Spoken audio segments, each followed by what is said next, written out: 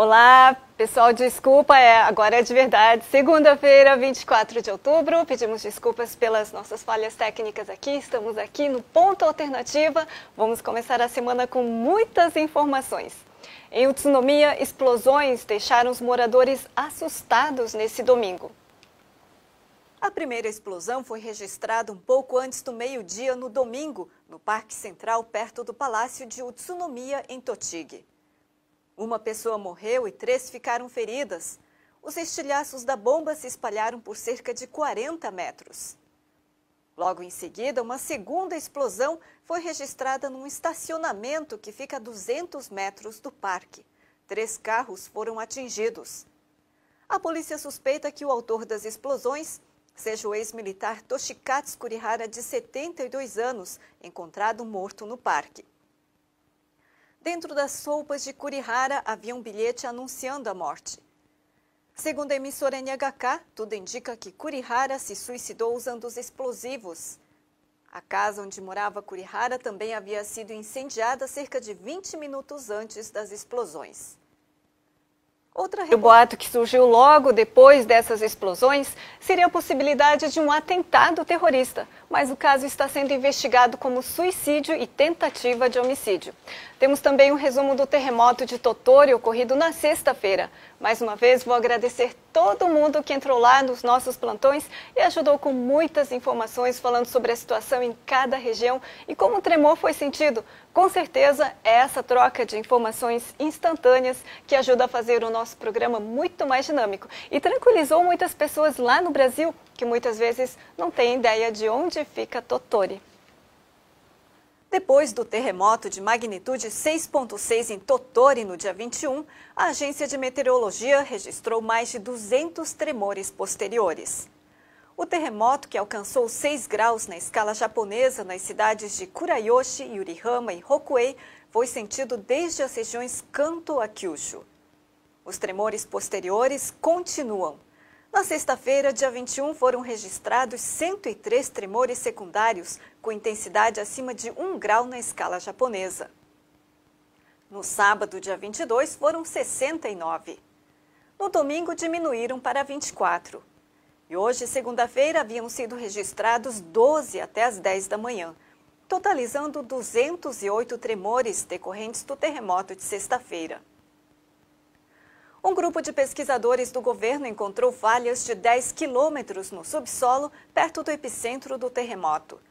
As falhas, que nunca haviam sido detectadas até agora, podem estar relacionadas com os recentes tremores.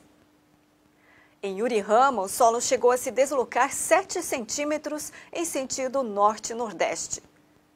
A província de Tottori já foi palco de grandes tremores no passado. Em 1710, um tremor de magnitude 6,5 deixou 75 mortos e destruiu mais de 1.000 construções. Em 1943, outro terremoto de magnitude 7,2 deixou 1.083 mortos. O motivo de tantos terremotos é explicado pela localização da região, que fica entre as placas Nankai e Filipinas, em constante atrito. Nós temos informações aqui que cerca de 600 pessoas continuam nos abrigos públicos em Tottori sem poder voltar para suas casas. As escolas da região instalaram banheiros químicos e as aulas recomeçaram hoje na maioria dos estabelecimentos escolares. Queria aqui pedir desculpas mais uma vez pela nossa falha aqui no comecinho. Olha só, o Márcio Yamauchi avisou a gente está sem áudio, Sati Tashi também, Graça Dantas sem áudio. E algumas pessoas falando que o som estava um pouco alto quando a gente começou. Sidney Neide Mello, muito obrigada. André Trindade falando, agora está normal. Bom, isso acontece, é um programa ao vivo, né? E olha só, sobre o terremoto também as pessoas informando a gente, valeu mesmo pelas informações. Fique agora com os destaques da Alternativa Online. Um estudante de 14 anos que estava em coma depois de ter sido espancado por colegas em Suzuka Mie morreu na noite do domingo. Um jovem de 16 anos, a namorada e outros 2 adolescentes foram presos por agredir a vítima no banheiro de uma praça. 2 ursos foram mortos a tiros na cidade de Ome, em Tóquio, por invadir residências e escritório no fim de semana. Um dos ursos de 120 quilos foi visto abrindo o freezer de comida de um depósito. Moradores afirmam que o número de ursos na cidade aumentou este ano. Estrangeiros que incomodam no trem foi o tema do último post do blog de Paulo Sakamoto. O assunto se refere à recente polêmica gerada por um condutor de trem que teria pedido desculpas aos passageiros japoneses pelo congestionamento provocado por estrangeiros no trem.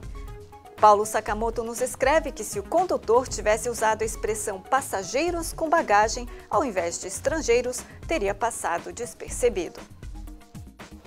Quem tiver um tempinho, vale a pena dar uma lida no post de Paulo Sakamoto, que também fala sobre as regras de conduta nos trens do Japão. Vamos ver alguns comentários aqui. Olha só, na nossa fanpage, esse post foi colocado um pouco antes, o Paulo Santos falando, não, houve discriminação sim. A Mai Rama falando, também já fiquei literalmente presa dentro de um trem quando morava em Osaka. Tem vários turistas asiáticos que carregam muitas bagagens, né? Em seu país de origem pode ser normal, mas aqui ele acaba atrapalhando algumas pessoas.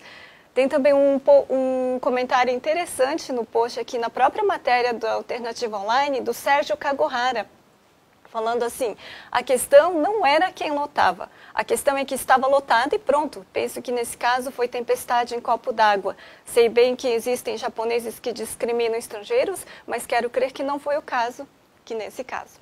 Fique agora com a cotação do dólar. Na Bolsa de Valores de Tóquio, o dólar registrou leve queda de manhã. Por volta das 11h30, estava cotado em 103,96 ienes. No Brasil, o dólar fechou no dia 21 com alta em comparação ao pregão anterior, cotado em R$ 3,16. Só seguindo agora com outras notícias em destaque nas mídias locais, a emissora NHK destacou o curso de política que vai ser dado pela governadora de Tóquio, Yuriko Koike. Sabe quantas pessoas se inscreveram? 4.000. A governadora colocou os avisos dos cursos no Twitter e Facebook particular. A primeira aula está marcada para o dia 30 de outubro. Fique agora com as informações da Agência de Meteorologia. A passagem de uma massa de alta pressão atmosférica traz sol em grande parte do país. Já entre Hokkaido e Tohoku, a chegada de uma frente fria deixa o tempo nublado. Em alguns locais de Hokkaido, há possibilidade de chuva ou neve com ventos gelados. Por outro lado, em Okinawa, tempo ensolarado com clima de verão. Confira a temperatura em algumas cidades. Na capital Tóquio, máxima de 20 e mínima de 12 graus. Em Toyama, tempo ensolarado, máxima de 18 e mínima de 10 graus. Em Tsumie, máxima de 20 e mínima de 14 graus. Em Hamamatsu, tempo nublado com chances de sol, máxima de 21 e mínima de 16 graus. Em Nara, máxima de 30 e mínima de 26 graus. Estou vendo aqui alguns comentários que estão chegando com um pouquinho de atraso aqui. O Thiago Inoue falando do urso, né, que invadiu a residência. A Heloísa Minakawa nos mandando um abraço lá de Gifu. A Sati Tashi falando que adora o nosso programa aqui ao vivo. E em relação ao blog do Paulo Sakamoto, que comentou sobre os estrangeiros nos trens, SG Cobain falando assim, preconceito sim, pagou o trem com sem mala, tem o mesmo direito. O Jordan Pego Pires falando, não houve discriminação, o que houve foi má interpretação e vitimismo, que poderia ter sido evitado dependendo da forma que o condutor pronunciasse. Olha, a Tada Masayuki, obrigada aqui pelos agradecimentos aqui para o programa, Clara Loarte, Miriam Shimozato, Marcos Hirahara. Bom, gente, maravilhoso começar a semana com tantas pessoas. O Ponto Alternativa fica hoje por aqui, mas voltamos amanhã com mais informações. A gente se encontra.